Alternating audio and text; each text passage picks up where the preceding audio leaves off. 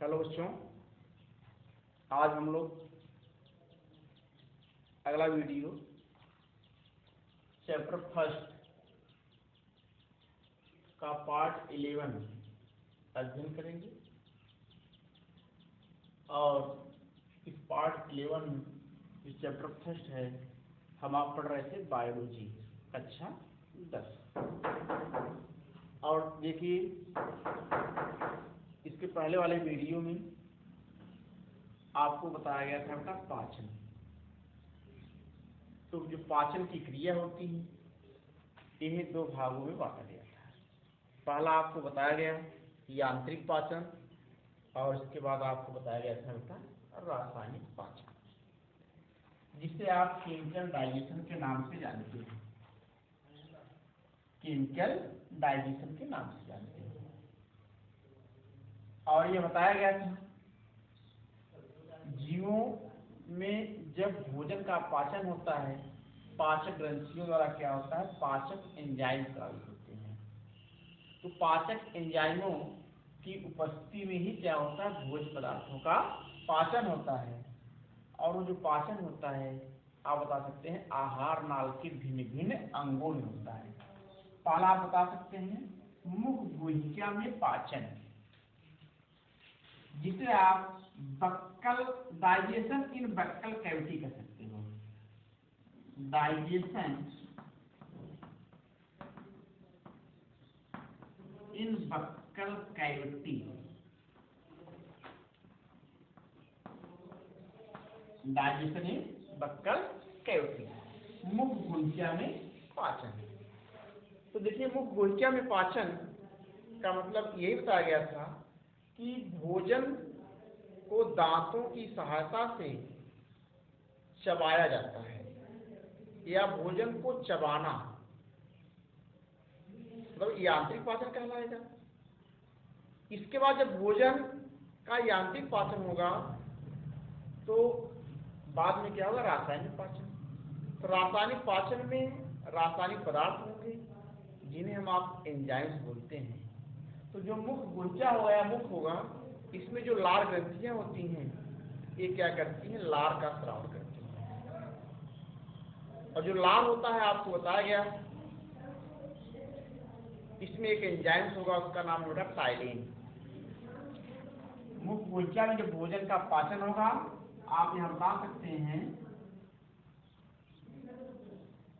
बेटा बताएंगे क्या, वही जो मंड है और मुख में जो लार है, उसमें उपस्थित जल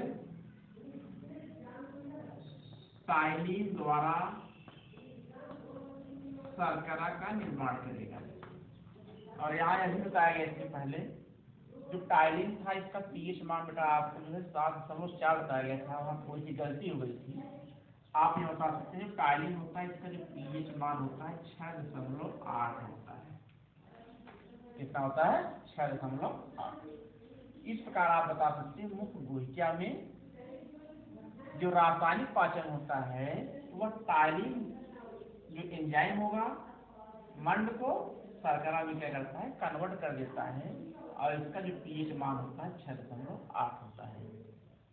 इसके बाद हम आप लोग पढ़ेंगे ग्रास नाल में पाचन। ग्रास नाल में पाचन, देखिए बेटा, इसको आप कह सकते हैं डाइजेशन इन ओइसोफेगस। इसको क्या बोलेंगे, डाइजेशन इन ओइसोफेगस। डाइजेशन इन ओइसोफेगस। तो जो ग्रास नाल होती है, इनमें आप बता सकते हैं भोजन फिसलते हुए सीधे आमाशय में पहुंचा दिया जाता है। और ग्रास नाल में क्रमानुकुंचन गति द्वारा जो है भोजन आमाशय में आता है, लेकिन इसमें किसी प्रकार का कोई एंजाइम स्रावित नहीं होता है। आप यहाँ बता सकते हैं ग्रास नाल में पाचन के, डाइजेशन इन ओइसोफेगस। केवल आपको इतने बताना इसमें है, ग्रास नाल में किसी भी प्रकार का कोई एंजाइम्स या किसी भी रासायनिक पदार्थ का श्रावण नहीं होता है, सिर्फ ग्रासनाल में क्रमानुकुंचन गति होगी और वह जो क्रमानुकुंचन गति होगा उसी के द्वारा भोजन फिसलते हुए सीधे आमाशय में पहुंचा दिया जाता है, सीधे आमाशय में पहुंचा दिया जाता है। अब इसके बाद हम आप लोग पढ़ेंगे इसमें आमाशय में पाचन, जिसे आप कर सकते हो digestion in stomach, digestion in stomach. आहार नाम में आपको स्टमक बताया गया था। जो स्टमक होता है यह एक प्रकार जे आकार की एक थैली होती है जिसमें भोजन का 3 से 4 घंटे तक मंथन होता है। इसमें भोजन का 3 से 4 घंटे तक क्या होगा बेटा, मंथन होगा। जब 3 से 4 घंटे तक मंथन होगा भोजन का, तो भोजन वहां जो होता है काइम के रूप में हो जाता है। किस रूप में? काइम के रूप में, अर्थात दुधनी के रूप में हो जाता है। और इसी आमाशय में आप बता सकते हैं निम्नलिखित पदार्थ का स्राव होता है। बताएंगे जठर रस, HCl, पेप्सिन, रेनिन, जठर लाइपेज। तो देखेंगे जो जठर रस होता है इसमें 97 to 99% वाटर होगा, तो जल होगा। 97 से 99% क्या पाया जाएगा बेटा, इसमें जल होगा। इसके बाद देखेंगे जो HCl होगा, इसी जठर रस में क्या होगा, HCl। जो HCl होता है ये 0.20 से 5% होता है। और यही जो जठर रस होता है यह भोजन को क्या करता है, अम्लीय माध्यम में बनाए रखता है। और जब भोजन को अम्लीय माध्यम में बनाता है, अम्लीय माध्यम में यह भोजन को बनाता है। और यही जो हाइड्रोक्लोरिक अम्ल होता है यह भोजन को सड़ने गलने से भी बचाता है, भोजन को सड़ने गलने से बचाता है, भोजन को अम्लीय माध्यम में करता है और हानिकारक जीवाणुओं को नष्ट भी करता है, हानिकारक जीवाणुओं को नष्ट करता है। आप ये बता सकते हैं जठर रस में जल और श्लेष, जल और श्लेष और साथ साथ HCl।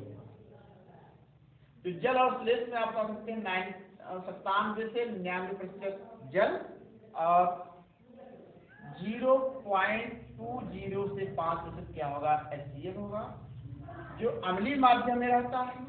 और यही HCl क्या करता है, भोज्य पदार्थों को अम्लीय माध्यम में करता है, उसको सड़ने गलने से बचाता है, हानिकारक जीवाणुओं को नष्ट भी करता है।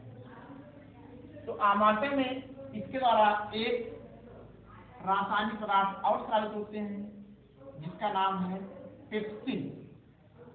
ये जो पेप्सिन होता है ये प्रकार का प्रोटीन डाइजेस्टिव एंजाइम कहलाएगा। ये जो प्रोटीन डाइजेस्टिव एंजाइम पेप्सिन है यह प्रोटीन को क्या करता है, पेप्टोन्स और पॉलीपेप्टाइड में कन्वर्ट कर देता है, पेप्टोन्स और पॉलीपेप्टाइड में कन्वर्ट कर देता है। और यहाँ आप बता सकते हैं जो पेप्सिन होता है इसका जो pH मान होता है 2 होता है।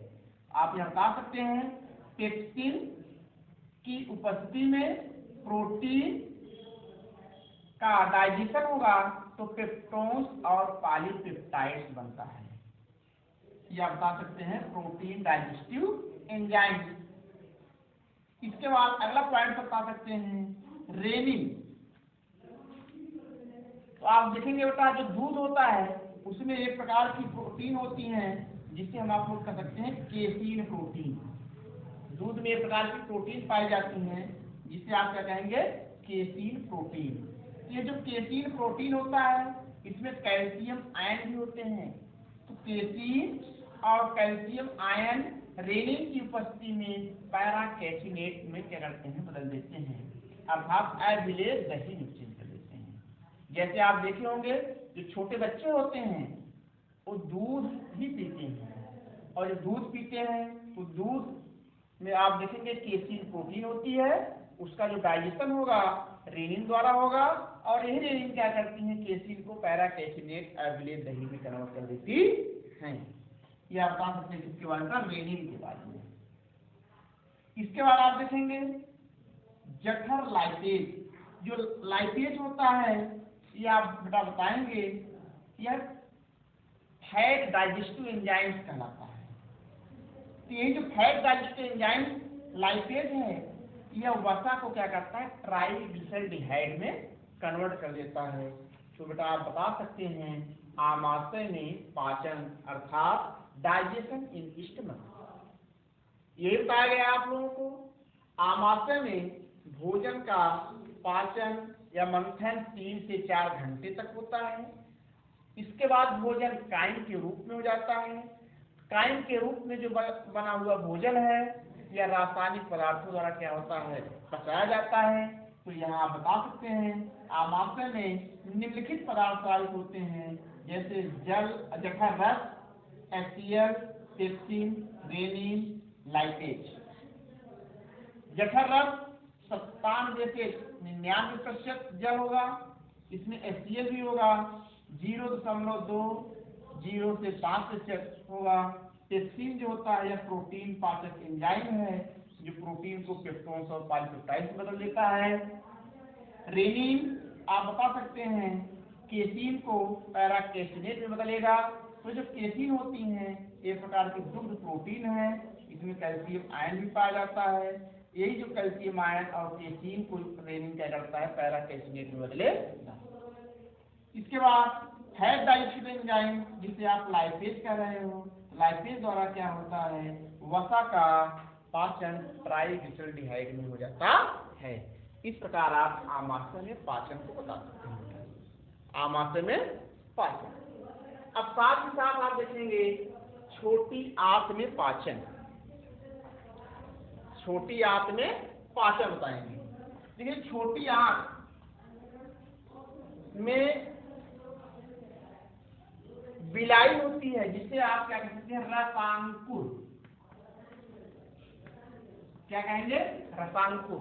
जो रसांकुर होता है छोटी आंत में क्या होता है, अंगुली के समान क्या होता है, उभार होते हैं, या अंगुली के समान क्या होते हैं, उसमें प्रवर्ध निकले होते हैं, जिससे हम आप लोग क्या कहते हैं, रसांकुर कहते हैं। और इसी छोटी आंत में क्या होता है बेटा, संपूर्ण भोजन का पाचन और अवशोषण होता है। छोटी आंत में संपूर्ण भोजन का पाचन और अवशोषण होता है। इसके बाद आप इसमें देख सकते हैं कि आमाशय से भोजन को जो है ग्रहणी में पहुंचाया जाता है। तो ग्रहणी में आया हुआ भोजन अम्लीय माध्यम में रहता है। इसके बाद क्या होता है बेटा, वो क्षारीय माध्यम में हो जाता है। तो क्योंकि आप जानते हैं कि जो यकृत होता है, यकृत जो होता है हमारे आपके शरीर की क्या होती है, सबसे बड़ी ग्रंथि बोली जाती हैं। और यकृत क्या करता है, भोजन को पचाने में इसकी अहम भूमिका होती है। यकृत हमारे आपके शरीर क्या होती है, सबसे बड़ी ग्रंथ होती हैं, और इसमें किसी भी प्रकार का कोई एंजाइम स्रावित नहीं होता है, फिर भी इस भोजन को पचाने में इनकी क्या होती, अहम भूमिका होती है। लेकिन बेटा आप बता सकते हैं जो यकृत होता है इसमें आप बेटा बताएंगे बाइल जूस होता है। क्या, बाइल जूस, जिसे हम आप पित्त रस के नाम से जानते हैं। किस नाम से, पित्त रस के नाम से जानते हैं। जो पित्त रस होता है यह भोजन को अम्लीय माध्यम से क्षारीय माध्यम में करता है, अम्लीय माध्यम से क्षारीय माध्यम में करता है। और इस पित्त रस में क्या होते हैं, विभिन्न प्रकार के पदार्थ पाए जाते हैं। आप बता सकते हैं जैसे जल, क्या बताएंगे, जल। इसमें जल आप बता सकते हैं 92% लगा होगा, इतना 92% होगा। इसके बाद इसमें क्या पाया जाता था, पित्त लवण होगा। क्या होगा, पित्त लवण। जो पित्त लवण होता है इसमें आप बता पाएंगे 6% होगा। कितना होगा, 6% होगा। इसके बाद आप बता सकते हैं इसमें पित्त वर्णक होगा। क्या, पित्त वर्णक।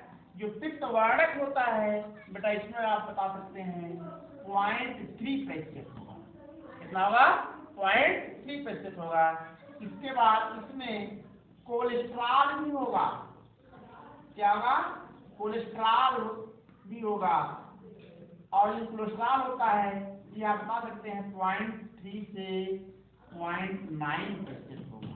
तो ये आप बता सकते हैं पित्त रस में पाए जाने वाले पदार्थ। पहला आप बता सकते हैं जल 5%, पित्त लवण 6%, पित्त वर्णक 0.3%, कोलेस्ट्रॉल इसमें होता है 0.3 से 0.9% पाया जाता है। ये आप बता सकते हैं यकृत में पाए जाने वाले रासायनिक पदार्थ, जिसे आप कह सकते हो पित्त रस में उपस्थित रासायनिक पदार्थ। आगे आप देखेंगे इसी टॉपिक में जो पित्त रस है इसमें जल, पित्त लवण, पित्त वर्णक, कोलेस्ट्रॉल होगा।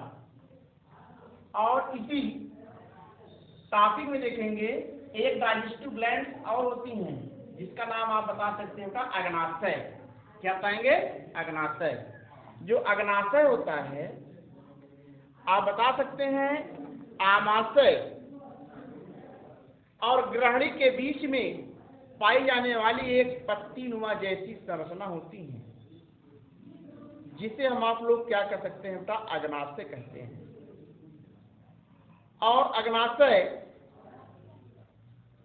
में क्या होता है, एक महत्वपूर्ण रासायनिक पदार्थ स्रावित होता है जिसका नाम आप बता सकते हैं इंसुलिन। जो इंसुलिन होता है आप बता सकते हैं रक्त में शर्करा की मात्रा का नियंत्रण और नियमन करता है। अगर रक्त में शर्करा की मात्रा बढ़ जाती है तो एक रोग हो जाता है जिसे हम आप लोग क्या कहते हैं डायबिटीज।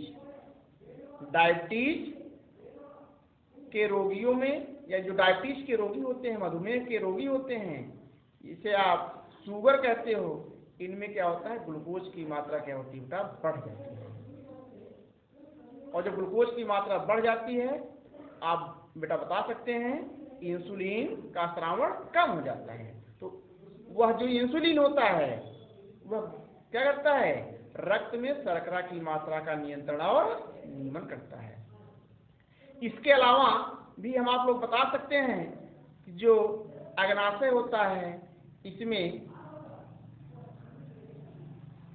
निम्नलिखित प्रकार के पदार्थ स्रावित होते हैं, जैसे आप बता सकते हैं ट्रिप्सिन, काइमोट्रिप्सिन, एमाइलेज, स्टीएप्सिन। एक बार और सुन लीजिए, एमाइलेज, काइमोट्रिप्सिन, ट्रिप्सिन और स्टीएप्सिन, ये सब बताएंगे बेटा अग्नाशय में पाए जाने वाले पदार्थ।